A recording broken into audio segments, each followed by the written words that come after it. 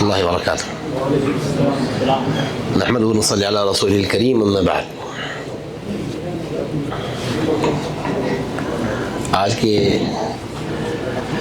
اس دورے کے اندر ہماری تیسری مجلس ہے، تو اس مجلس کے اندر ہم انشاءاللہ تقدیر کو جھٹلانے والے لوگوں کے بارے میں یا تقدیر کی اس باب میں گمراہ ہونے والے لوگوں کے بارے میں بات کریں گے کہ وہ لوگ کس طرح گمراہ ہو گئے اور ان کی گمراہی کیا ہے۔ اس کا خلاصتاً تذکرہ ہم نے جب تاریخ بیان کی تھی تقدیر پر ایمان کے حوالے سے امت محمدیہ کے اندر گمراہی کس طرح آ گئی، اس کی تاریخ بیان کی تھی، اس میں ہم نے مختصراً بیان کی تھی۔ ابھی ہم ذرا اس بات کو تفصیلاً بیان کریں گے۔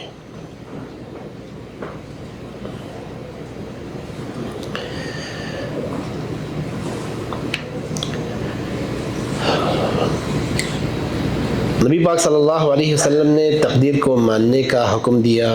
قرآن میں تقدیر کو ماننے کا حکم ہے، تقدیر کے بارے میں سینکڑوں دلائل موجود ہیں، تو صحابہ کرام نے تقدیر کو مانا جس طرح قرآن نے ماننے کو کہا، جس طرح نبی پاک صلی اللہ علیہ وسلم نے ماننے کو کہا۔ اس میں تفصیل میں جانے سے، اس میں بحث کرنے سے منع کیا تو صحابہ کرام رک گئے۔ لیکن صحابہ کرام کے دور کے آخر میں کچھ لوگ ایسے پیدا ہو گئے جو کہتے تھے کہ اللہ تبارک و تعالیٰ اشیاء کے بارے میں، اللہ تبارک و تعالیٰ کا اس وقت علم ہوگا جب اللہ تبارک و تعالیٰ اس چیز کو پیدا کرے گا۔ پیدا کرنے سے پہلے اللہ تبارک و تعالیٰ کو اس چیز کے بارے میں علم نہیں۔ انسان کو پیدا کیا اللہ نے، اب انسان کیا کام کرے گا اس کے بارے میں اللہ کو علم نہیں تھا۔ جب انسان برا کام کرے تو اللہ کو علم ہوا کہ یہ برا آدمی ہے، اس سے پہلے پتہ نہیں تھا کہ یہ برا آدمی ہے، نعوذ باللہ من ذالک۔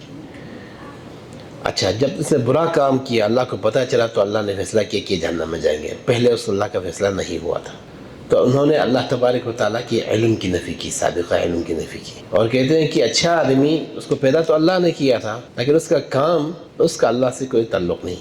جب اس نے کام کیا، اچھا کام کیا، تب اللہ کو پتہ چلا کہ اچھا آدمی، تب پتہ چلا کہ اچھا آدمی، تو پھر اس کو کہا کہ یہ جنتی ہے، اللہ کی علم کی نفی کی۔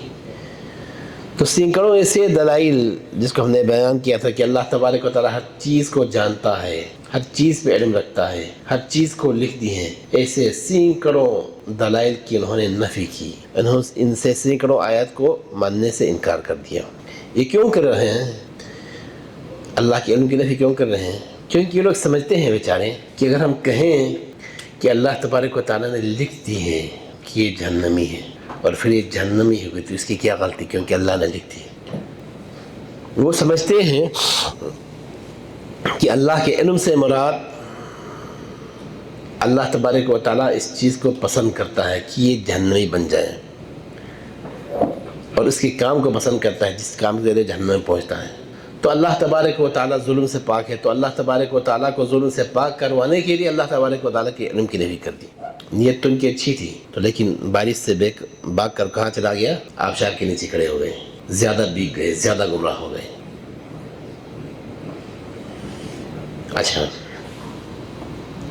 یہ لوگ صحابہ کرام کے آخری دور میں آ گئے تھے، اور معبد الجہنی اس کو قائل تھے، اسی طرح سوسن وغیرہ، لیکن بعد میں معتزلہ نے اس عقیدے کو لے لیا، اور واصل بن عطا اور عمرو بن عبید وغیرہ اس بات کے قائل تھے۔ نبی پاک صلی اللہ علیہ وسلم نے ان کے بارے میں امت کو تنبیہ کی تھی اور فرمایا تھا کہ اخاف علی امتی من بعدی ثلاثا، مجھے امت پر 3 باتوں کا خطرہ ہے۔ ان خطرے والے 3 باتوں میں سے ایک بات کیا تھی؟ تکذیبا بالقدر، میرے امت میں کچھ لوگ ایسے آئیں گے جو تقدیر کو نہیں مانیں گے، اس کو جھٹلائیں گے، کہیں گے اللہ کو علم نہیں تھا، اللہ نے نہیں لکھی، یعنی تقدیر کی نفی کریں گے۔ تو ایسے لوگ واقعتاً آ گئے جو تقدیر کی نفی کرتے ہیں۔ اور آپ نے فرمایا تھا دوسری حدیث میں، اخر الکلام فی القدر لشرار امتی، تقدیر کے بارے میں اس طرح کا گفتگو کرنا یہ سب سے بدترین امتی کی علامت ہے۔ تو میرے امت کے سب سے بدترین لوگ تقدیر کے بارے میں اس طرح کے گفتگو کریں گے۔ اور آپ نے فرمایا ان هذا الامر لا يزال مقاربا حتى يكلموا في القدر، جب تک تقدیر کے بارے میں لوگ بات نہیں کریں گے اس وقت دین کا معاملہ ٹھیک رہے گا۔ جب تقدیر کے بارے میں بات کریں گے تو گمراہی آ جائے گی دین کے معاملے میں۔ اسی طرح آپ نے فرمایا یہ جو مجوسی ہیں، یہ جو تقدیر کو انکار کرنے والے ہیں، اللہ کی خلق کو، اللہ کی قدرت کو یا اللہ کی مشیت کو انکار کرنے والے ہیں، یا اللہ کے علم کو انکار کرنے والے ہیں، یہ اس امت کے مجوسی ہیں، کیونکہ وہ لوگ اللہ کے علاوہ دوسرے بھی خالق کو مانتے ہیں، کیونکہ وہ کہتے ہیں کہ انسان اپنے فعل کے خالق خود ہیں۔ فرمایا لکل امت مجوس ومجوس امتی الذین یقولون لا قدر، ہر امت کے اندر مجوسی ہوتے ہیں، لیکن میرے امت کی مجوسی وہ ہیں جو کہتے ہیں اللہ کی کوئی تقدیر نہیں، اللہ نے کوئی لکھا نہیں، اللہ کا کوئی علم نہیں۔ ایسے لوگ اذا مریضوا فلا تعودهم، بیمار ہو جائے تو ان کی بیمار پرسی کے لیے بھی نہ جانا، وان ماتوا فلا تشهدهم، اگر یہ مر جائے تو ان کی جنازے میں بھی نہ جانا۔ اچھا، حضرت نافع فرماتے ہیں ابن عمر رضی اللہ تعالیٰ عنہ کے پاس ایک بندہ آیا تھا اور کہا تھا کہ فلاں ایک بندہ ہے جو آپ سے بڑا محبت کرتا ہے، وہ آپ کو سلام بھیج رہا ہے، تو آپ کو سلام اس کا پہنچایا۔ تو آپ نے فرمایا مجھے یہ بات پہنچی ہے کہ وہ گمراہ ہو گئے ہیں، وہ کہہ رہے ہیں کہ تقدیر کوئی نہیں، تقدیر کے انکار کرنے لگ گئے ہیں، تو اگر تم واپس جائیں گے تو میرا سلام اس تک نہیں پہنچانا، مجھے اس کی سلام کی کوئی ضرورت نہیں، کیونکہ میں نے نبی پاک صلی اللہ علیہ وسلم سے سنا ہے میرے امت کے اندر کچھ ایسے لوگ آئیں گے جو تقدیر کو نہیں مانیں گے، اللہ تبارک و تعالیٰ ان کو مسخ کر دیں گے۔ عبدالوہاب بن سلیم کہتے ہیں، سنن ترمذی کی حدیث ہے، میں مکہ چلا آیا تو عطا بن ابی رباح سے میری ملاقات ہوگی، تو میں نے کہا ابو محمد بصرے میں کچھ ایسے لوگ نکلے ہیں جو تقدیر کی نفی کرتے ہیں، کہتے ہیں اللہ تبارک و تعالیٰ کا علم نہیں تھا شروع میں، بعد میں علم ہوگا، تقدیر نہیں لکھی ہے۔ تو اس نے کہا یا بنی تقرأ القرآن، کیا تم قرآن کی تلاوت کرتے ہو؟ تو میں نے کہا جی ہاں۔ تو فرمایا سورہ زخرف کی ذرا تلاوت کر لیں، تو میں نے کہا حامیم والکتاب المبین انا جعلناه قرآنا عربیا لعلکم تعقلون وانه فی ام الکتاب لدینا لعلی حکیم۔ جب میں نے آیت پڑھی تو اس نے کہا تجھے پتہ ہے ام الکتاب کیا ہے؟ تو میں نے کہا اللہ رسول کو پتہ۔ تو اس نے کہا ام الکتاب ایک ایسی کتاب ہے جس کو اللہ تبارک و تعالیٰ نے آسمان و زمین بنانے سے 50,000 سال پہلے لکھ دی تھی، اور اس میں لکھی ہوئی ہیں کہ فرعون جہنمی ہے، ابو لہب جہنمی ہوں گے، اور فلان جنتی ہوں گے، اس کی سارے تفصیل اس میں لکھی ہوئی ہیں۔ عطا کہتے ہیں اس کے بعد میں عبادہ بن صامت کا بیٹا ولید سے ملاقات کی، تو میں نے اس سے کہا اپنے باپ کے بارے میں بتا دیں، باپ نے آپ کو کوئی وصیت کی ہو اپنے وفات کے وقت؟ تو ولید کہتے ہیں، حضرت عبادہ بن صامت کا بیٹا کہتے ہیں کہ جب باپ میرے والد صاحب پر یعنی حضرت عبادہ بن صامت پر موت آئی تھی، مجھے اپنے پاس بلایا تھا اور کہا تھا اتق اللہ یا بنیہ، اے میرے بیٹے اللہ سے ڈر لیں، وَعْلَمْ أَنَّكَ لَن تَتَّقِيَ اللَّهَ حَتَّى تُؤْمِنَ بِاللَّهِ وَتُؤْمِنَ بِالْقَدْرِ كُلِّهِ وَشَرِّهِ، اس وقت تک تم متقی نہیں بن سکتے ہو جب تک تمہارا ایمان اللہ پر ہو، اللہ کے تقدیر پر ہو، جب تک تقدیر پر ایمان نہ ہو، اللہ پر ایمان نہ ہو، اس وقت تک تم متقی نہیں بن سکتے۔ فَإِن مُتَّ عَلَى غَيْرِ هَذَا أَدْخَلَكَ اللَّهُ النَّارِ، اگر اس کے علاوہ کسی اور عقیدے پر مر جائیں یعنی تقدیر کا انکار کریں اور اسی حالت میں تمہارا موت واقع ہو تو اللہ تمہیں جہنم میں داخل کر دے گا، کیونکہ میں نے نبی پاک صلی اللہ علیہ وسلم سے سنا ہے کہ اللہ تبارک و تعالیٰ نے قلم کو پیدا فرمایا اور قلم کو کہا تقدیر لکھ دے، حدیث بیان کر دی تقدیر والی۔ تو دیکھو صحابہ کرام نے ان کے اس پہ بہت زیادہ رد کی تھی۔ یہ جو گروہ ہیں جو اللہ تبارک و تعالیٰ کی علم کی نفی کرتے تھے، جب علماء کرام نے صحابہ کرام نے ان پر رد کی تھی تو تھوڑا سا ہلکا ہو گیا، تو کہنے لگا ہم اس بات کو مانتے ہیں کہ اللہ تبارک و تعالیٰ کو علم تھا، ہم اللہ تبارک و تعالیٰ کے علم کی نفی نہیں کرتے ہیں، نفی کرنے والے ان کی متقدمین تو ختم ہو گئے۔ بعد میں انہوں نے کہا کہ ہم اللہ تبارک و تعالیٰ کے علم کی نفی نہیں کرتے، لیکن اللہ تبارک و تعالیٰ انسان کو جب بناتا ہے اور انسان جب عمل کرتا ہے تو اس کے عمل انسان کے اپنے مرضی سے ہوتا ہے، اللہ کی مرضی سے نہیں ہوتا۔ دیکھو گمراہی ابھی تک گمراہی ہے، لیکن پہلے گمراہی زیادہ تھی اور بعد میں تھوڑا سا ہلکا ہو گیا، لیکن پھر بھی گمراہی ہے۔ ان کے بعد کا مطلب کیا بنے گا؟ یعنی انسان اپنے عمل کا خالق ہے، انسان کے عمل کا اللہ کے قدرت سے کوئی تعلق نہیں۔ مطلب یہ ہوا کہ اللہ تبارک و تعالیٰ کے سرزمین پہ کچھ ایسے چیز بھی واقع ہوتے ہیں جس پر اللہ کو قدرت نہیں، یعنی اللہ تبارک و تعالیٰ سے کے قدرت سے خارج کچھ ایسے چیز بھی زمین پر اللہ تبارک و تعالیٰ کی مملکت کے اندر واقع ہوتی ہیں، غلط ہیں۔ اچھا، اسی لیے ان کو مجوسی کہا گیا، اس کی تفصیل ہم نے شروع میں بتا دیا۔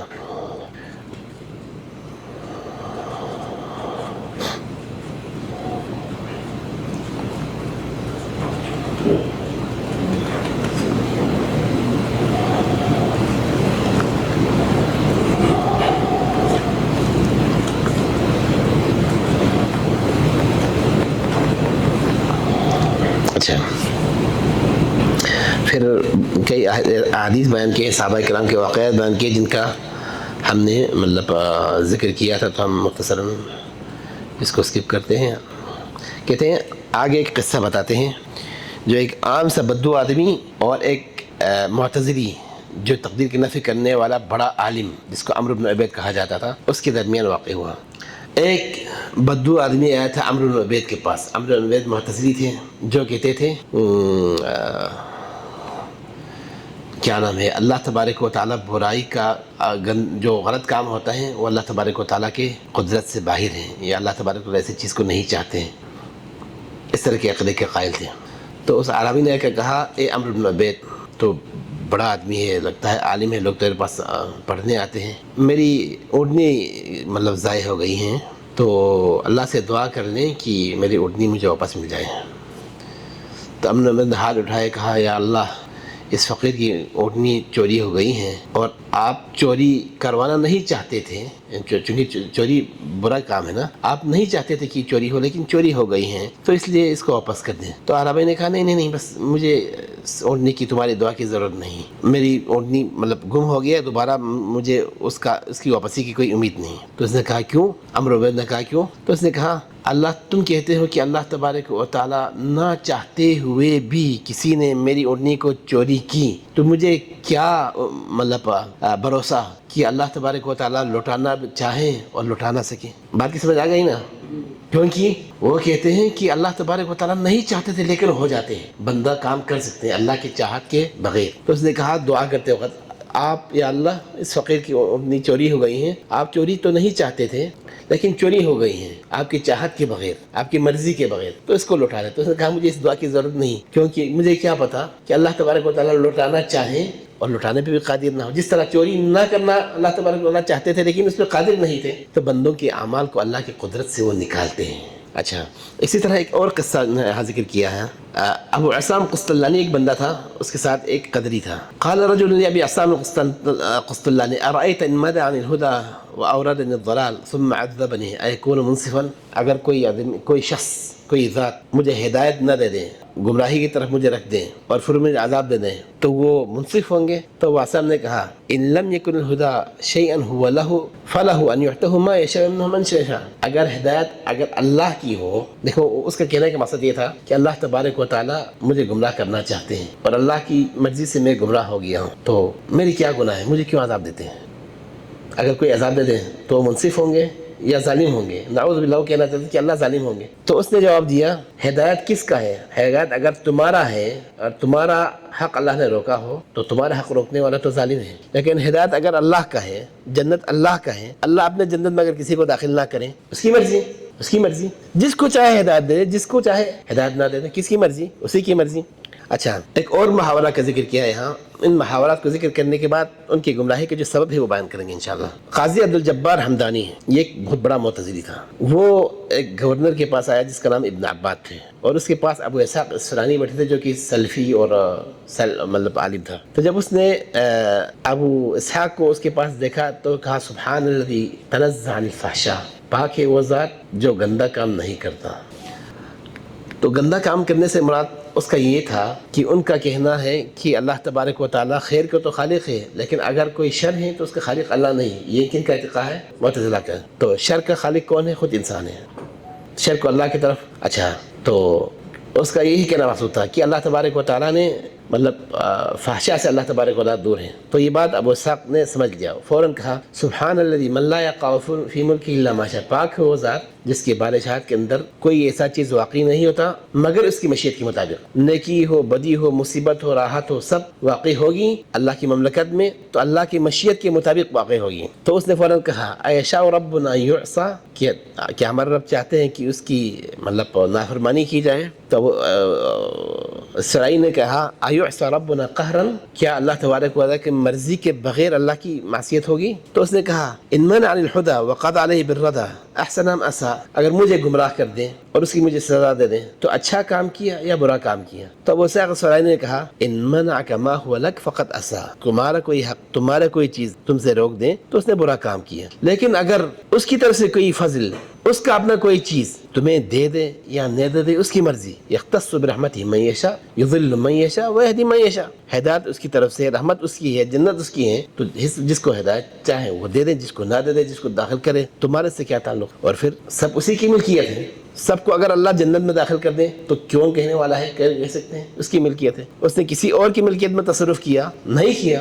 اور سب کو اللہ تبارک و تعالیٰ اگر گمراہ کر دیں تو اللہ تبارک و تعالیٰ کو کوئی کیوں کہنے والا ہے؟ نہیں. المہم اسی طرح غیلان دمشقی ایک معتزلی بندہ تھا. وہ آ کے حضرت عمر بن عبدالعزیز کے دربار میں پہنچتے ہیں. تو عمر بن عبدالعزیز کو کہا ادھر آؤ، میں نے سنا کہ تم تقدیر کا انکار کرتے ہیں. تو اس نے کہا نا امیر المومنین، لوگ جھوٹ بولتے ہیں. اس نے کہا سورہ یاسین پڑھ لیں.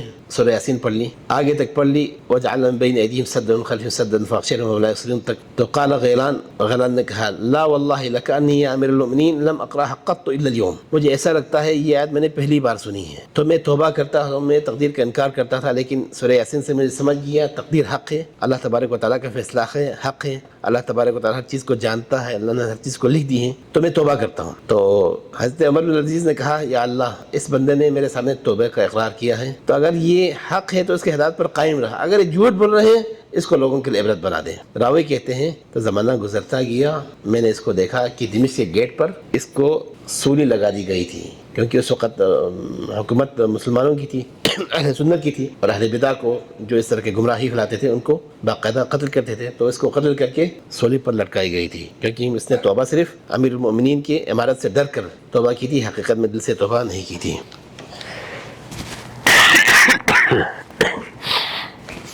اچھا، اس طرح کے بہت سارے واقعات ہیں.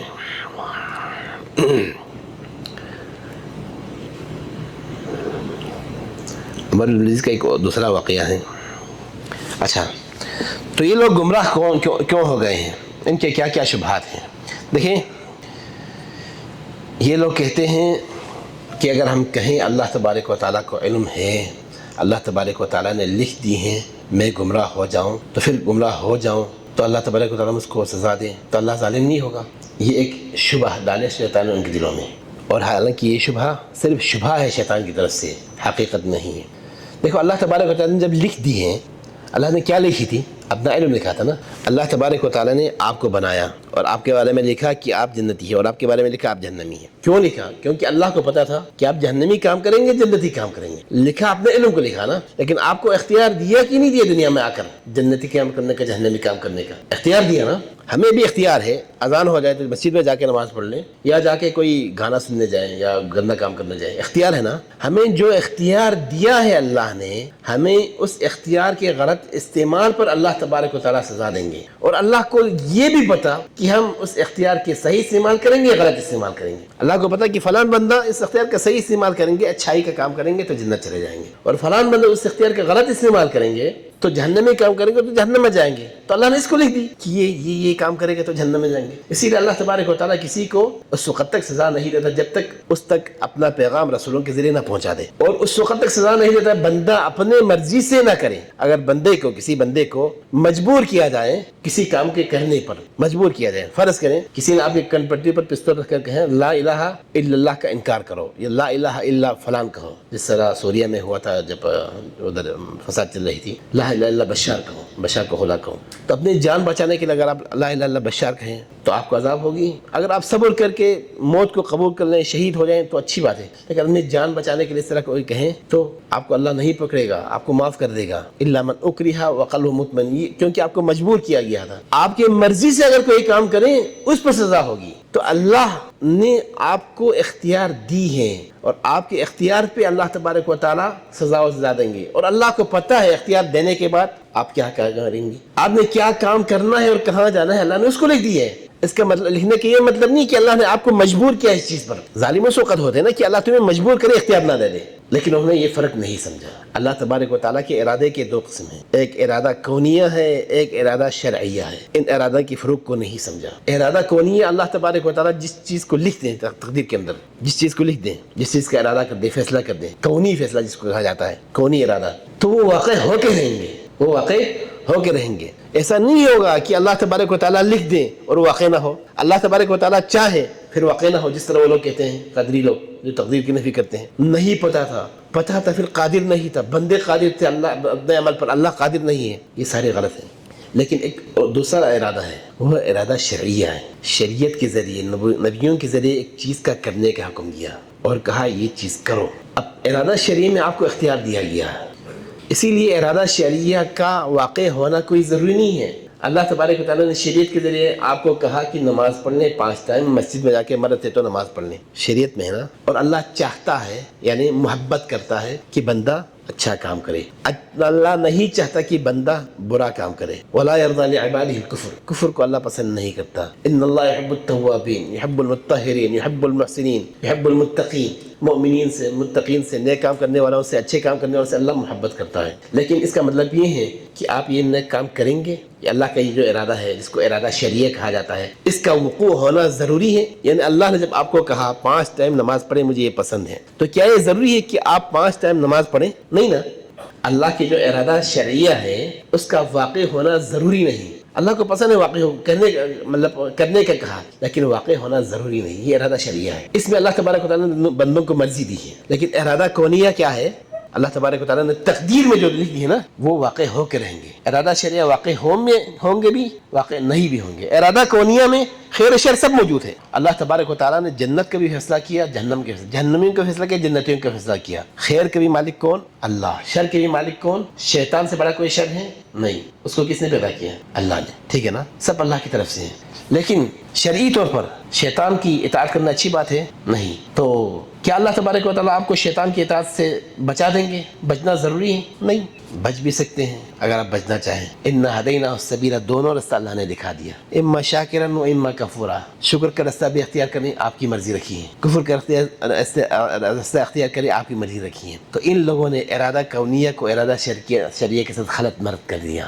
شرعیہ کو کونیہ بنا دیا, کونیہ کو شرعیہ بنا دیا, اور کہا کہ اگر ہم کہیں کہ بندہ اللہ نے اس کو جہنم میں لکھی ہو پھر جہنم میں بن جائے تو اللہ ظالم بن جائیں گے. لکھا کیوں؟ لکھا اس لیے کیونکہ اللہ کو علم تھا کہ تم کون سا راستہ اختیار کریں گے. اپنا دیکھو, میں ٹیچر ہوں, میرے سامنے اسٹوڈنٹ ہے, میں ان کو 3 سال سے پڑھا رہا ہوں.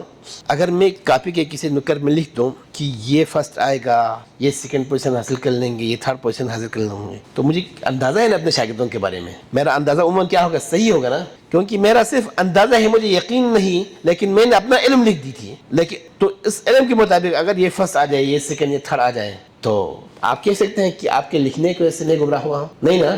تو آپ اگر فیل ہوئے ہیں تو کیوں ہوئے ہیں؟ آپ نے محنت نہیں کی تب فیل ہوا نا. تو مجھے لکھنے پر مجھے ملامت کیا جائے گا؟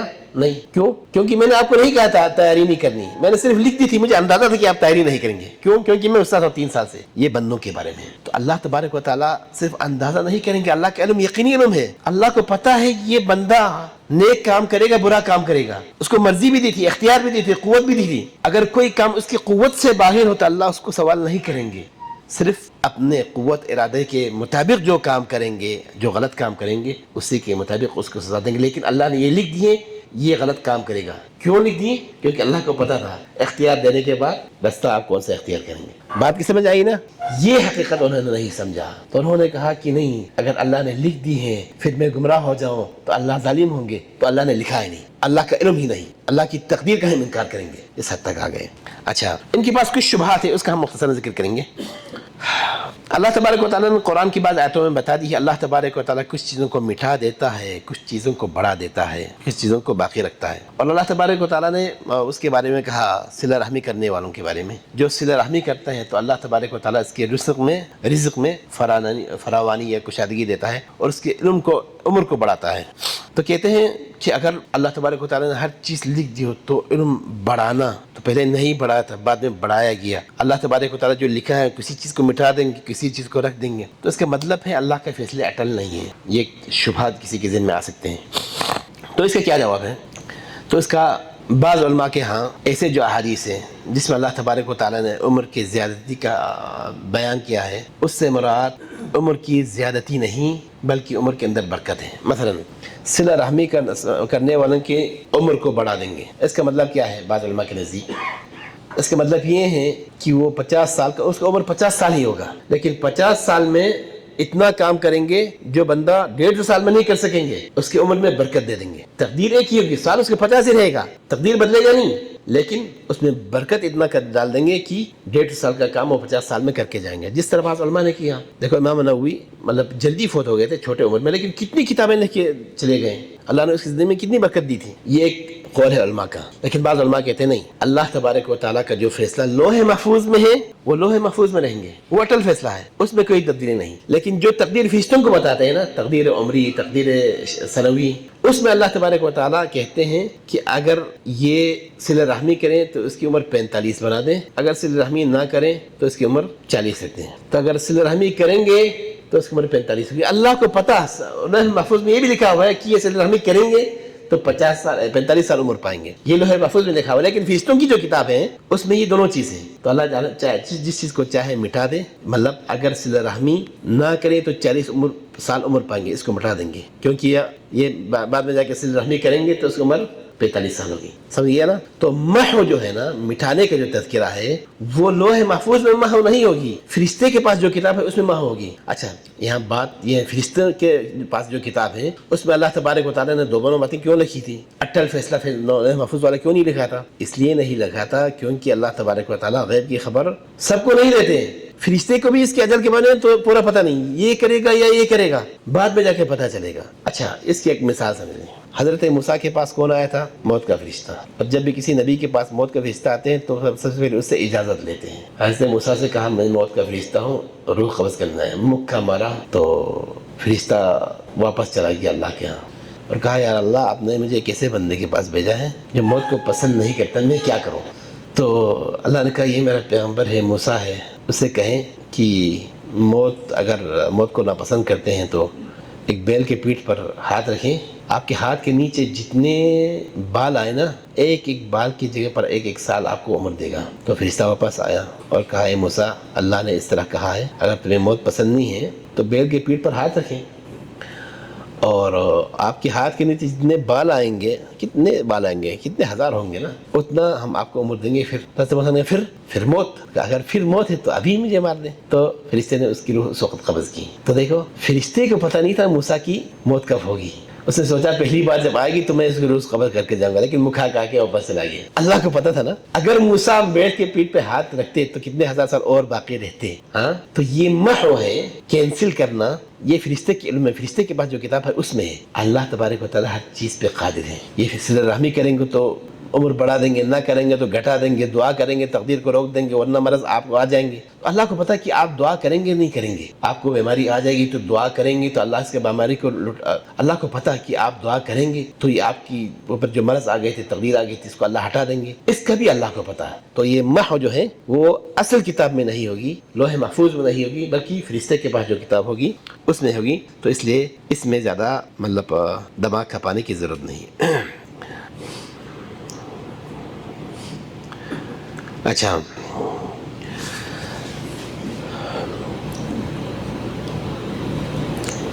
ایک اور شبہ کی طرف یہاں اشارہ کیا کہ اللہ تبارک و تعالیٰ نے کہا کل مولود یولد علی الفطرہ، اور دوسری حدیث میں اللہ تبارک و تعالیٰ نے جنتیوں کو الگ لکھ دیا، جہنمی کو الگ دی ہے، تو اس میں تعارض نہیں ہے، تو اس میں بھی کوئی تعارض نہیں ہے۔ ہر مولود کو اللہ تبارک و تعالیٰ فطرت پہ پیدا کریں گے، اس سے مراد یہ ہے کہ انسان جب پیدا ہوں گے تو فطرت پہ ہوں گے۔ فطرت حقیقت میں عالم الستو سے جو اللہ نے اقرار دی تھی نا، الستو بربکم کہہ کر، اس کا اثر ہے۔ یعنی میدان الستو میں، عالم ذر کے اندر اللہ تبارک و تعالیٰ نے ہم سب کو نکالا تھا اور ہم سب سے کہا تھا کہ میں کیا تمہارا رب نہیں ہوں؟ تو ہم سب نے اس وقت کہا تھا کیوں نہیں، آپ ہمارا رب ہیں۔ اسی لیے جب بھی کوئی بچہ دنیا میں پیدا ہوتا ہے وہ فطرت سے پیدا ہوتا ہے۔ فطرت سے مطلب اگر اس بچے کو کسی ایسے جگہ پر چھوڑ دیں جس میں وہ جانبی تاثیر سے، مطلب ماحول سے متاثر ہونے سے دور ہو، مطلب ایک بند کمرے میں اس کو چھوڑ دیا جائے، پلتا جائے بڑھتا جائے، تو وہ اگر کوئی اس کو گائیڈ نہ کرے، الگ چھوڑ دیں، تو اس عقیدے پر پلیں گے کہ کائنات کے ایک ایسا خالق ہے جس نے مجھے بنایا ہے، کسی قوت موجود ہے جو مجھے نقصان پہنچا سکے گا، مجھے فائدہ پہنچا سکے گا، کیونکہ اس کی فطرت میں ہے۔ لیکن کیا ہوتا ہے، انسان پیدا ہوتا ہے تو ایک ماحول میں پیدا ہوتا ہے، ایک گھر میں پیدا ہوتا ہے۔ اس گھر کے افراد کیا ہوتا ہے، کبھی مسلمان ہوتے ہیں، کبھی یہودی ہوتے ہیں، کبھی عیسائی ہوتے ہیں۔ تو اسی لیے نبی پاک صلی اللہ علیہ وسلم نے فرمایا فَأَبَوَاهُ، اس کے ماں باپ يُهَوِّدَانِهِ، اس کو یہودی بناتے ہیں، او يُنَصِّرَانِهِ، یا اس کو نصارہ بناتے ہیں، او يُمَجِّسَانِهِ، یا اس کو مجوسی بناتے ہیں۔ اصل میں وہ فطرت پہ پیدا ہوئے تھے، لیکن ماحول اس کو خراب کرتے ہیں، یا ماحول اس کو خراب کرتے ہیں۔ یا دوسری حدیث میں ہے انی خلقت عبادی حنفاء كلهم وانهم اتتهم الشياطين فاجتالتهم عن دينهم، شیطان اس کو فطرت سے ہٹاتے ہیں۔ تو اللہ تبارک و تعالیٰ انسان کو فطرت پہ پیدا کرتے ہیں، یہ الگ حقیقت ہے۔ لیکن فطرت پہ پیدا کرنے کے بعد انسان کون سا راہ اختیار کرے گا، اس کو بھی اللہ تبارک و تعالیٰ نے لکھ دی ہے۔ جہنم کا راہ اختیار کرے گا، جنت کا راہ اختیار کرے گا، اس کو لکھ دی ہے۔ تو ان دونوں کے درمیان کوئی تعارض نہیں۔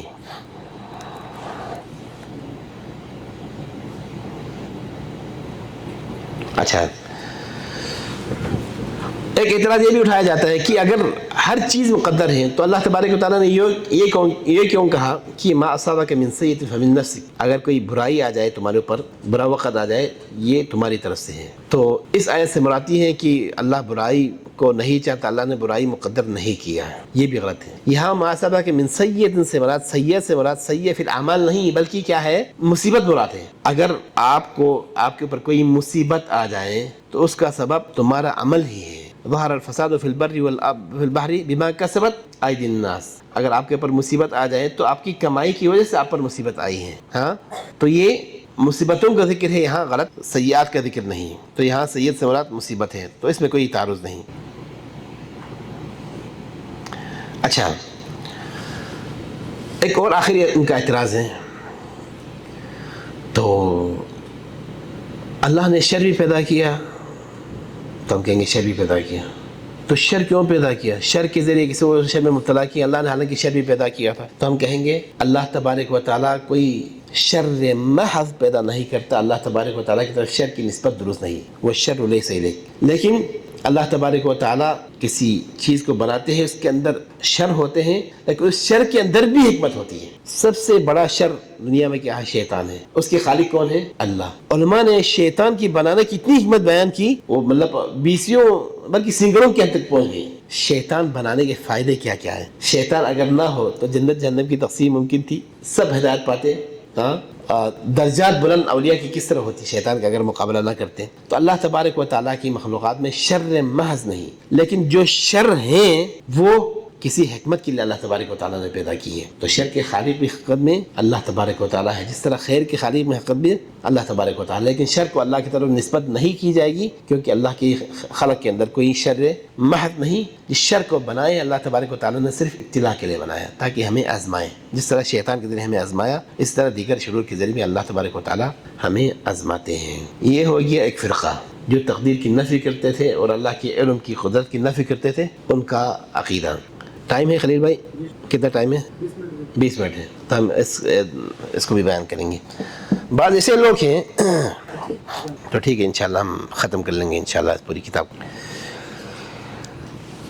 یہ لوگ قدریہ تھے نا، جو اللہ کی قدرت کی نفی کرتے ہیں تھے، کبھی علم کی نفی کرتے تھے۔ ان کے مقابلے میں کچھ اور لوگ تھے جو عمل کو ہی چھوڑ دیتے تھے توکل کرتے ہوئے، جب لکھا ہوئے تو عمل کرنے کا کیا فائدہ، تو ہم عمل نہیں کریں گے، اللہ نے جو لکھی وہ ہو جائیں گے۔ تو انہوں نے تقدیر پر توکل کر کے عمل کو چھوڑ دیا اور کہا کہ انسان تقدیر کے آگے مجبور محض ہے، مجبور محض ہے۔ جس طرح ہوا آ کے پتے کو ہلاتا ہے، اسی طرح تقدیر انسان کو ہلاتا ہے، انسان کی اپنی کوئی مرضی نہیں چلے گی۔ پہلے لوگوں نے کیا کہا تھا، قدریہ نے، سب انسان کی مرضی ہے، اللہ کی مرضی نہیں چلے گی، اللہ کے علم، اللہ کا علم نہیں، یا اللہ کا علم ہو تو بندوں کے افعال پہ اللہ کو قدرت نہیں، یہ گمراہ ہو گئے تھے نا۔ تو ان کے اپوزٹ میں دوسرے لوگوں نے کیا کہا، نہیں، سب اللہ کے ہی اس سے چلتا ہے، بندے کے کوئی قدرت نہیں، بندے کی قدرت کا انکار کیا اور بندے کو مجبور ما سمجھا، اور کہا اگر جب ہم مجبور ہیں تو ہم عمل کیوں کریں، اللہ تبارک و تعالیٰ ہمیں جنت میں لے جائیں گے، جہنم میں لے جائیں گے، تو عمل کو چھوڑ دیا تقدیر پر توکل کرتے ہوئے۔ یہ بھی ایک گمراہ فرقہ ہے۔ وہ کہتے ہیں کہ اگر اللہ تبارک و تعالیٰ کو علم ہے ہر چیز پر، ہمارا ٹھکانہ کیا ہو اس پر علم ہے، تو ہم تھکیں کیوں، آرام سے بیٹھیں گے، جو اللہ نے فیصلہ کیا وہ ہو جائیں گے۔ شیطان آ کر کبھی انسان کو یہ وسوسہ دیتا ہے، لیکن یہ بات کس چیز میں آ کے کہتے ہیں؟ دینی باتوں میں آ کر. اس بات کو دیکھو بہت سارے صوفیہ نے بھی لے لیے ہیں، اور بہت سارے آج کے فلسفی بھی یہ بات کرتے ہیں، عقلانی جو اپنے آپ کو روشن خیال سمجھتے ہیں. اللہ نے اگر لکھ ہی دی ہے میں جنتی ہوں میں جہنمی ہوں، تو نماز پڑھنے کا کیا فائدہ؟ چھوڑو، جو لکھتی ہے وہی ہوگی. تو نماز پڑھنا چھوڑ دیا، نیک کام کرنا چھوڑ دیا، تقدیر پر اعتماد کرتے ہوئے. پہلی بات تو یہ ہے کہ آپ کو پتہ اللہ نے آپ کے بارے میں کیا لکھا؟ آپ کو پتہ کہ اللہ نے آپ کے بارے میں لکھا کہ جنتی ہے جہنمی ہے؟ نہیں پتہ نا. اچھا، پھر اللہ نے کیا آپ کو مطلب عمل کرنے کا حکم دیا؟ نہیں دیا. نماز پڑھنے کا حکم دیا، روزہ کرنا. تو اللہ کی بات کو مانتے کیوں نہیں ہو؟ بات کو مانتے کیوں نہیں ہو؟ تیسری بات، یہ جو تقدیر پہ اعتماد کر کے توکل کر کے اسباب کو چھوڑنا، یہ تم دنیاوی کاموں میں کیوں نہیں کرتے ہو؟ اللہ نے دنیا بھی لکھ دی ہے نا، اور آخرت بھی لکھ دی ہے. کوئی یہ کہیں تم میں سے یار اللہ نے اگر مجھے بچہ دینا ہو تو بچہ مل جائے گا، شادی کرنے کا کیا فائدہ؟ ایسے بیٹھے رہیں. کوئی کہیں گے؟ نہیں کہیں گے. اللہ نے مجھے اگر روٹی روزی لکھ دی ہو تو گھر میں پہنچ جائے گا، لمحہ پا کے سو جائیں اور روزی کا انتظار کریں. کوئی کریں گے؟ نہیں. بھاگیں گے، دوڑیں گے، نوکری تلاش کریں گے، تجارت کریں گے، روزی. دنیا میں یہ نہیں کہیں گے، لیکن دین کی باتوں میں آ کے کہیں گے نہیں نہیں اللہ نے جنت میں لکھ دی ہے تو میں کام کرنے کا کیا فائدہ؟ پھر سو جائیں گے، نماز نہیں پڑھیں گے. یہ دین کے کاموں میں کیوں، دنیاوی کاموں میں کیوں نہیں؟ اسی لیے صحابہ اکرام جب کہا یا رسول اللہ اگر جنتی جہنمی کا فیصلہ ہو چکا ہے تو فیم العمل، قالوا ہم اعملوا، تمہیں جنتی کے پتہ ہے؟ نہیں پتہ نا. اللہ نے کام کرنے کے کہا تو اعملوا، عمل کر. فکل میسر لما خلق له، اللہ تبارک و تعالیٰ خود آگے جا کے رستہ آسان کر دیں گے. ہمیں عمل کرنے کا حکم ہے. تو اس پر توکل کر کے، یعنی تقدیر پر توکل کر کے عمل کو چھوڑنا، یہ ایک بہت بڑی گمراہی ہے. اچھا، ان کے اس عقیدے کا رزلٹ کیا نکلا؟ انہوں نے کہا اگر اللہ نے لکھ دی تو بندہ مجبور ہے، تو بندہ مجبور ہے تو اگر گمراہی اختیار کرے تب بھی مجبور ہے نا. تو مشرک بھی مجبور ہیں، اور کافر بھی مجبور ہیں، مومن بھی اپنے ایمان پہ مجبور ہیں، اور رسول اپنے رسالت پہ مجبور ہیں. تو کسی کی کوئی غلطی نہیں ہے نا، سب مجبور ہیں. تو مطلب کیا مطلب؟ نیک کام کرنے والا، برا کام کرنے والا، ان میں سے کوئی مجرم نہیں، سب برابر ہیں. نبی اور ابلیس ایک ہی کیٹیگری کا ہے، دونوں کا کوئی جرم نہیں، دونوں مجبور ہیں. یہی بنے گا نا.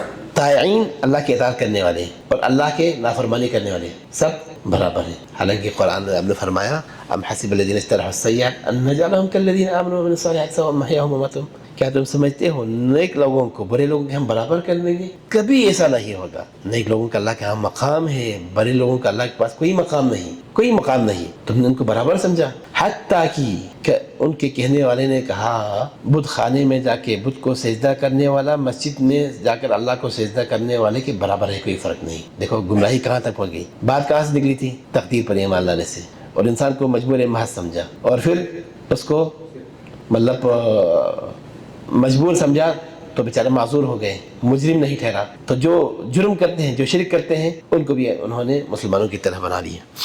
اچھا، ایسے لوگ امام ابن القیم رحمہ اللہ نے کچھ ایسے قصے بتائے ہیں ان لوگوں کے بارے میں جن کو پڑھ کے انسان حیران ہو جاتے ہیں کہ ایسے عقیدہ رکھنے والے کچھ لوگ تھے.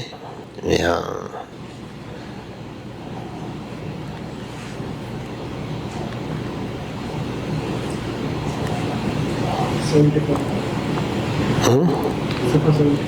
سیونٹی فائیو اس میں ہے.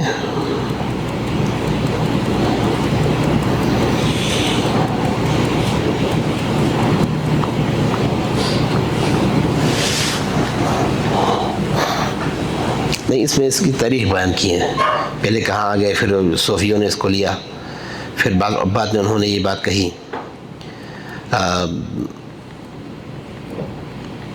مطلب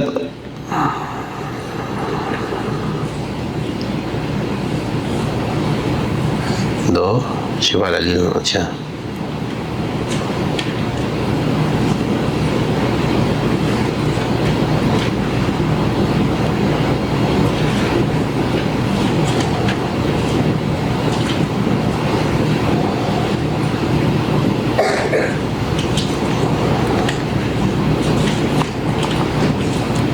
چلیے اس طرح آگے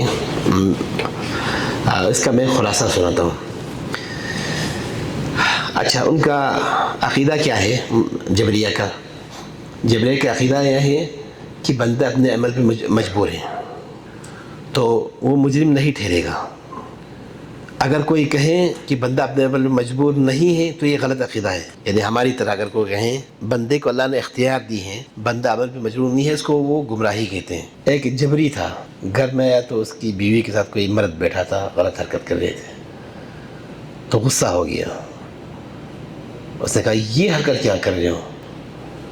تو اس کی بیوی نے کہا دیکھیں یار تم بات کیا کر رہے ہو، اللہ نے لکھ دی تھی میں نے ایسا کام کرنا ہے، تو اللہ نے لکھ دی تو میری کیا مرضی، میں تو مجبور ہوں، لگتا ہے تمہارا عقیدہ خراب ہونے لگا ہے۔ تو اس نے کہا اللہ تمہیں جزائے خیر دے، میرا عقیدہ خراب ہونے والا تھا لیکن تم نے مجھے بچا دیا، تمہاری کوئی مجبوری۔ دیکھو کہاں تک پہنچ جاتے ہیں، عقیدے کی خرابی، تقدیر کے بارے میں جو خرابی ہی انسان کو کہاں سے کہاں پہنچا دیتا ہے۔ اسی طرح کا ایک قصہ ہے، ایک غلام ایک لونڈی کے ساتھ زنا کر رہا تھا، لونڈی اس کی تھی جس بندے نے دیکھا تھا، تو اپنے لونڈی سے کہا یہ کیا حرکت کر رہے ہو؟ تو اس نے کہا ماں ذرا رک جا، لگتا ہے تم نے ابن عباس کا عقیدہ اختیار کیا ہے، میں مجبور تھی، میری کیا جرم؟ تو پھر اس نے اس لونڈی کو کہنے تم بڑا مومن لگتا ہے، تم کو میں اللہ کے لیے آزاد کر دوں گا، تو مومن سمجھ کر اس کو آزاد کر دیا کیونکہ اس نے اس کی ایمان بچایا۔ مطلب غلط عقیدہ انسان کو کہاں سے کہاں تک پہنچا دیتا ہے۔ دیکھیں بعض لوگ اس کو معمولی اختلاف سمجھتے ہیں، معمولی اختلاف نہیں، یہ بہت بڑا اختلاف ہے۔ تو انسان کو مجبور محض سمجھنا یہ جبریہ کا عقیدہ ہے۔ اور اچھا ان کی گمراہی کی کیا وجوہات ہیں؟ پہلے تو مؤلف کہتے ہیں ان کو جبریہ کہنا غلط ہے، ان کو قدریہ نفات کہنی چاہیے۔ جبریہ کہنے سے غلطی لگتی ہے کیونکہ انسان ایک حد تک تو مجبور بھی ہو سکتے ہیں، لیکن اس کی انہوں نے تفصیل بتا دی۔ امام احمد کے پاس ایک بندہ آیا تھا تو کوئی کہہ رہا تھا کہ انسان مجبور ہے، دوسرا کہتا ہے مجبور نہیں، تو احمد نے کہا جبر کو چھوڑ دیں، بلکہ یہ کہیں اللہ یخلق ما یشاء ویفعل ما یرید۔ یہ جبر کا لفظ ہے، یہ نئے تم نے دین میں لایا ہے، بلکہ قرآن میں اللہ نے فرمایا ہے اللہ یضل من یشاء ویہدی من یشاء، جس کو چاہے ہدایت دیتا ہے، جس کو چاہے گمراہ کرتا ہے۔ یہ قرآنی آیت ہے، تو اس مصطلح کو استعمال کر لیں، جبر والے مصطلح کو استعمال نہ کر لیں۔ تو مؤلف کہتے ہیں تو اس اصطلاح کو استعمال نہیں کرنی چاہیے تھی۔ اس بارے میں 2-4 قصے انہوں نے یہاں بیان کیے ہیں۔ اچھا دوسرا کہتے ہیں کہ جو لوگ انسان کو اپنے عمل پر بااختیار نہیں سمجھتے ہیں نا، انسان کو مجبور سمجھتے ہیں۔ مجبور کا مطلب کیا ہے؟ انسان کو اپنے عمل پر اختیار نہیں، یہ حقیقت میں عقل کے بھی مخالف ہیں، جو کہتے ہیں انسان کی حرکت جماعت کی حرکت کی طرح ہے، مطلب پتوں کی حرکت کی طرح ہے، یا انسان کا جو کام ہے جو اپنے ارادے سے کرتا ہے وہ بغیر ارادہ جو کام انسان کرتا ہے اس کی طرح ہے۔ انسان کے اندر 2 قسم کے چیز ہوتی ہیں، ان دونوں قسم کے فرق کو نہ سمجھنے کی وجہ سے ان کے اندر گمراہی آ گئی ہیں۔ ایک کچھ ایسے کام ہیں جو آپ کے مرضی کے بغیر ہوتے ہیں، آپ کا دل کا دھڑکن آپ کی مرضی سے ہوتے ہیں، آپ کے دل آپ کی مرضی سے دھڑکتے ہیں؟ نہیں نا۔ خون کی گردش آپ کی مرضی سے ہوتے ہیں؟ نہیں ہوتے۔ آنکھوں کا یہ ہلنا آپ کی مرضی سے ہے؟ نہیں۔ تو جو کام آپ کی مرضی کے بغیر ہوں گے اس پہ کوئی ثواب و عقاب نہیں، نہ کوئی ثواب ہے نہ کوئی عقاب ہے۔ ثواب و عقاب کن باتوں پر ہے؟ انسان کی کن حرکات پر ہے؟ ایسے حرکات پر ہے جو انسان اپنے ارادے سے کرتا ہے، ایسے حرکات پر ہے جو انسان اپنے ارادے سے کرتا ہے۔ جس طرح ہم نے مثال دی تھی تھوڑی دیر پہلے، اٹھ کے انسان مسجد میں بھی جا سکتے ہیں، اٹھ کے کہیں غلط جگہ پر بھی جا سکتے ہیں، لیکن اگر مسجد میں جائے اپنے ارادے سے تو اس کا ثواب ہے، مسجد میں اپنے ارادے سے نہ جائیں۔ لیکن اگر اللہ تبارک اگر کوئی آپ کو مجبور کر دیں، مسجد میں جانے سے روکے، باہر دشمن بیٹھا ہو تو گھر میں نماز پڑھ لیا مثلا فرض کر لیں، تو اللہ تبارک و تعالیٰ آپ کو سخت سزا نہیں دیں گے۔ تو ان دونوں فرق کو سمجھنی چاہیے۔ تو انسان کے افعال کو، انسان کے اختیار مطلب غیر ارادی افعال کی طرح سمجھنا، تمام افعال کو، یہ عقل کے منافی ہیں۔ قرآن میں اللہ تبارک و تعالیٰ نے بہت سارے اعمال کی نسبت انسان کی طرف کیا، وَجَاءَ مِنْ أَقْصَى الْمَدِينَةِ رَجُلٌ يَسْعَىٰ فَلَمَّا أَسْلَمَ وَتَلَّهُ الْجَبِينُ۔ بہت سارے ایسے اعمال ہیں جس کی نسبت اللہ نے اختیار انسان کی طرف کیا۔ اچھا اسی طرح ان کا یہ سمجھنا بھی غلط ہے کہ اللہ تبارک و تعالیٰ نے جب لکھتی ہیں تو اللہ تبارک و تعالیٰ اس چیز پہ راضی بھی ہیں، یہ بھی غلط ہے۔ ہر لکھی ہوئی تقدیر پہ اللہ کا راضی ہونا ضروری ہے؟ نہیں۔ ہم نے پہلے کہا ہے نا، اللہ تبارک و تعالیٰ کے فیصلوں کی 2 قسم ہیں، ایک تکوینی فیصلہ ہے جس پہ اللہ راضی ہونا کوئی ضروری نہیں، ایک شرعی فیصلہ جس پہ اللہ راضی ہوتا ہے۔ تو انہوں نے ان کے درمیان خلط ملط کیا، وہ سمجھتے ہیں اللہ تبارک و تعالیٰ نے جب لکھ دی ہیں تو ہر لکھی ہوئی چیز پہ اللہ تبارک و تعالیٰ راضی ہیں۔ اللہ تبارک و تعالیٰ نے، اس کا مطلب یہ ہوا کہ اللہ تبارک و تعالیٰ نے اپنی راضی ہونے والی ساری چیز لکھ دی ہیں، تو یہ صحیح ہے؟ نہیں ہے۔ اللہ تبارک و تعالیٰ نے ہر ایسے چیز کو لکھ دیا ہے جو واقع ہوں گے، چاہے وہ اللہ تبارک و تعالیٰ کی رضامندی کے مطابق ہو تو یہ اللہ تبارک و تعالیٰ کی رضامندی کے مطلب اللہ تبارک و تعالیٰ اس چیز کو پسند کرتا ہو یا ناپسند کرتا ہو. مثلا کفر اللہ تبارک و تعالیٰ نے لکھ دی ہے، لیکن اللہ تبارک و تعالیٰ کفر کو ناپسند کرتا. تو دیکھو تقدیر الگ بات ہے، اللہ تبارک و تعالیٰ کا پسند کرنا الگ بات ہے. ہر مقدر چیز پہ اللہ تبارک و تعالیٰ کا راضی ہونا کوئی ضروری نہیں. ان کی گمراہی کی وجہ یہ ہے کہ انہوں نے یہ سمجھا ہر مقدر پہ اللہ راضی ہوں گے. اب میری بیوی زنا کر رہے ہیں، یہ مقدر ہے تو اللہ اس پہ راضی ہے، تو اس کو مطلب اس کا کوئی جرم نہیں. یہ سمجھنا یہ غلط ہے. ہر مقدر پہ اللہ راضی ہونا. دیکھو جہنمیوں کو اللہ تبارک و تعالیٰ نے لکھ دی. کفر کس نے بنایا؟ اللہ نے بنایا. لیکن اللہ نے بنایا وَلَا يَرْضَىٰ لِعِبَادِ الْكُفْرِ. اللہ مومن سے محبت کرتا ہے، ایمان کا حکم دیتا ہے، اس کو پسند فرماتا ہے، لیکن کفر کو اللہ تبارک و تعالیٰ ناپسند فرماتا ہے. اپنے بندوں کے بارے میں فرمایا مومنین سے اللہ محبت کرتا ہے، کافرین سے اللہ ان کو ناپسند فرماتے ہیں. تو اللہ کی پسند بھی ہے، ناپسند بھی ہے. اللہ نے پسند ناپسند سب کو لکھ دی ہے. تو یہ لازم نہیں کہ ہر لکھی ہوئی چیز اللہ کی پسند کا ہو. یہ جبریہ لوگوں نے یہ سمجھا، یہ ان کی غلط سوچ ہے. اچھا، ان کا یہ سوچ بھی غلط ہے کہ اللہ تبارک و تعالیٰ نے جب لکھ دی ہیں تو ہمارے عمل کرنے کی کیا ضرورت. عمل کو انہوں نے ترک اس لیے کیا تھا نا، کہا تھا عمل کرنے کا کیا فائدہ ہے، لکھ دی ہیں. یہ سوچ بھی غلط ہے. اور یہ سوچ اس طرح میں نے کچھ دیر پہلے بتایا دنیاوی چیزوں میں نہیں سوچتے، حالانکہ یہ چیز برابر ہے. اللہ تبارک و تعالیٰ نے جب لکھ دی ہیں آپ جنتی ہیں تو یہ فیصلہ لکھ دیا نا. اس اللہ تبارک و اس رب نے جس نے آپ کے بارے میں فیصلہ لکھ دیا کہ آپ جنتی ہیں، اس کے سبب بھی اللہ تبارک و تعالیٰ نے لکھ دیے ہیں. آپ جنتی کیوں بنیں گے اس کو بھی لکھ دیے. تو مقدر میں یہ بھی ہے. تو عمل کرنا بھی اللہ تبارک و تعالیٰ نے لکھ دی ہے، تو عمل کیوں نہیں کرتے ہو؟ بات کی سمجھ آ گئی نا. ان کا دعویٰ کیا ہے میں دوبارہ بتاؤں گا کہ اگر اللہ تبارک و تعالیٰ نے لکھ دی ہیں ہم جہنمی ہوگی جنتی ہوگی تو عمل کرنے کا کیا فائدہ، عمل کو ترک کرتے ہیں. اس کا جواب یہ ہے کہ اللہ تبارک و تعالیٰ نے اگر کسی کے بارے میں لکھ دی ہیں کہ جنت میں جائیں گے جہنم میں جائیں گے، اللہ کا علم ہے، اپنے علم کو لکھ دیا. تو اللہ تبارک و تعالیٰ نے جس طرح علم کے مطابق آپ کا مستقبل لکھ دیا، آپ کا نتیجہ لکھ دیا، آخر میں آپ کا کیا بنیں گے، جنتی بنیں گے جہنمی بنیں گے. یہ بھی لکھ دیا ہے کہ جنتی کیوں بنیں گے.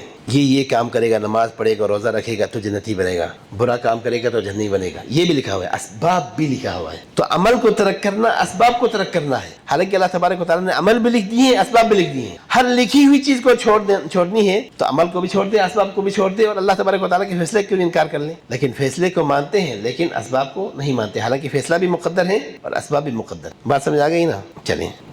اور یہ بات جس طرح میں نے شروع میں کہا تھا، شیطان آ کے دینی باتوں میں زیادہ کرتے ہیں. کوئی کافر یا کوئی جبری آ کر دنیاوی کاموں کے بارے میں ذرا کہہ دینا کہ اللہ تبارک و تعالیٰ نے لکھ دی ہے تو بیٹا میرا ہوگا شادی کے بغیر، تو گھر میں بیٹے کا انتظار کرتے رہیں تو دیکھیں گے بیٹا اس کا کس طرح ہوگا. نہیں کریں گے. تو اللہ تبارک و تعالیٰ نے دنیاوی کاموں میں جس طرح اسباب لکھی ہیں دینی کاموں میں بھی اسباب لکھی ہیں. تو آپ جس طرح دنیاوی کاموں میں اسباب اختیار کرتے ہیں اسی طرح آپ کو حکم ہے کہ دینی کاموں میں بھی آپ اسباب اختیار کریں. باقاعدہ اللہ کا حکم ہے کہ آپ نماز پڑھیں، اللہ کا حکم ہے آپ زکوٰۃ دے دیں، اللہ کا حکم ہے آپ نیک عمل کریں. تو اللہ کے حکم کی مخالفت کیوں کرتے ہو؟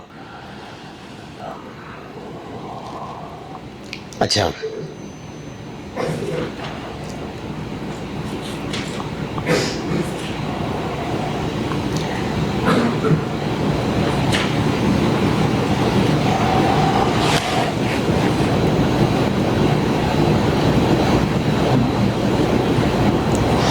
یہ جو میں قصہ بتا رہا تھا وہ اس صفحہ نمبر 87 پہ.